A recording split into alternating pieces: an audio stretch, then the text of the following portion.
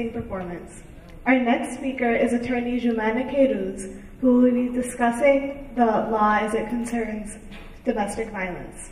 Ms. Kayrouz is the owner of the Michigan Center for Personal Injury and the law offices of Joumana Kayrouz, PLLC.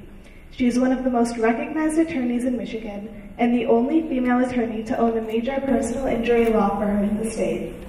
The Business Magazine named Joumana Kayrouz a top lawyer of the year in 2012. In an effort to share her success, Ms. Kayrouz established the Joumana Kayrouz and Daughters Foundation to provide emergency relief to individuals in need in Lebanon, regardless of race, religion, or national origin, and hopes to extend the foundation to the Metro Detroit area. Please join me in welcoming attorney Joumana Kayrouz.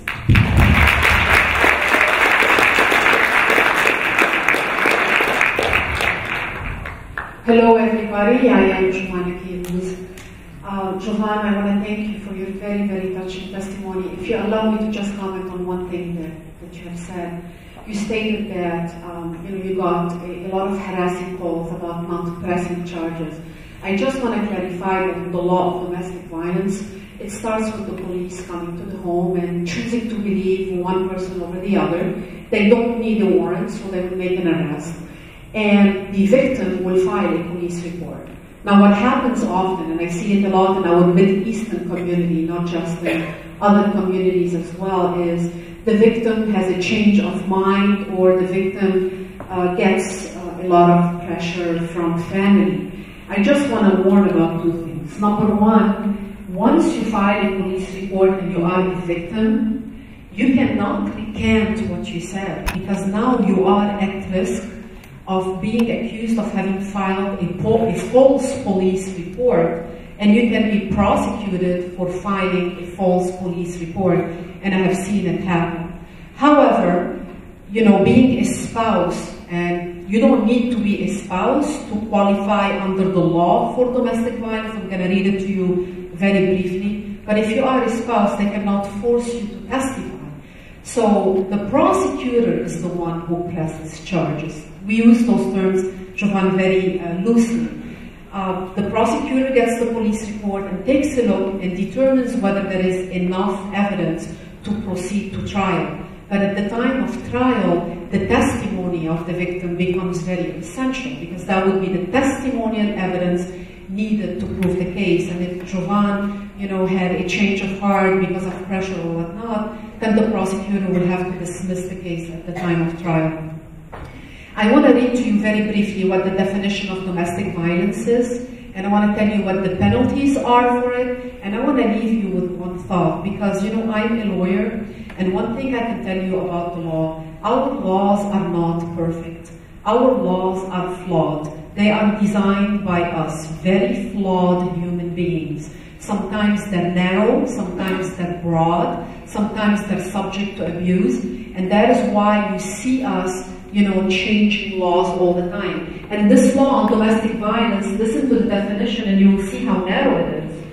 And then I want to lead you on to something that is not so politically correct anymore to talk about, but it's me, so I cannot not say. I'm going to talk to you about God's laws.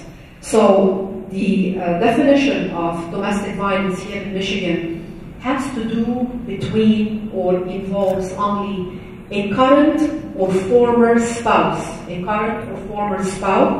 or somebody with whom you have had a child, or a current or former resident of your household. That's all it is. It's very, very limited. A husband, a spouse, or a former spouse, or somebody you have had a child with, or somebody you lived or you have lived with. Boyfriend and girlfriend doesn't qualify, but that doesn't mean there aren't other criminal statutes that apply for assault and battery and whatnot. Let me tell you what the penalties are. The law here in Michigan divides them into two categories. They look at and I think of Kaylin, and the very severe, heart-wrenching injury that she sustained as a victim of domestic violence. She would qualify under, aggravated domestic violence, and you the same, Jovan. So the law divides the penalties according to whether or not it's a simple assault or an aggravated assault. And what divides the two is simply the injuries, the degree of the injuries. the more severe the injuries, the more you are aggravated and the penalties are more stiff. So if you have been just hit, let's say, just hit and no injuries, and the prosecutor wants to teach the assailant a lesson, she or he can be, found guilty of domestic violence.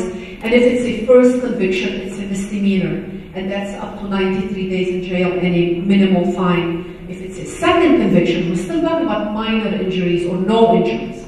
If it's a second conviction, it's up to 1 year and the fine increases. Any third injury is now called a felony, and now you face the jail. But if you get found convicted of aggravated domestic violence, now it is a misdemeanor up to 1 year, and the judges are going to come down hard. Let me tell you something. District court judges don't like domestic violence, and they want to teach the community.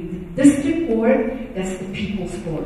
The circuit court is not the people's court. The Court of Appeals is not the people's court. The Michigan Supreme Court and the United States Supreme Court is not the people's court. The people's court is the district court, where it pertains to everything that happens in daily life, and words spreads and lessons are made. So district court judges are very, very, very tough. They don't like domestic violence, and they don't like victims who change their mind and who recant. They can see through that, and they can see through the pressure that they receive from the families. So I want to end with one thing. I want to talk about something that has become so politically incorrect, but not to talk about it wouldn't be true to myself. Kaylin and I and a number of other leaders who are leaders, I'm not in that field, we were meeting in a panel hosted by Ambassador Magazine on Monday on domestic violence, and I brought up that point, and we were talking about the laws, and we were talking about prevention, and we were talking about crisis mode and all of that. And I said, can I say something to you guys? Laws, I deal with laws because I'm a lawyer, they're flawed. But there is a law that is not flawed. There is a law that never changes. There is a law that will be written for eternity and has been written, and that's God's laws. Tell me where in the New Testament, in the Bible, tell me where in the Old Testament, and tell me where in the Quran, just to mention the 3 world religions, doesn't say that violence against anybody is okay. I challenge any one of you here to come up with one code that says that intimidation of women or control over women or control over anybody else is okay. I want to leave you with that. That's the law everybody should abide by, God's laws.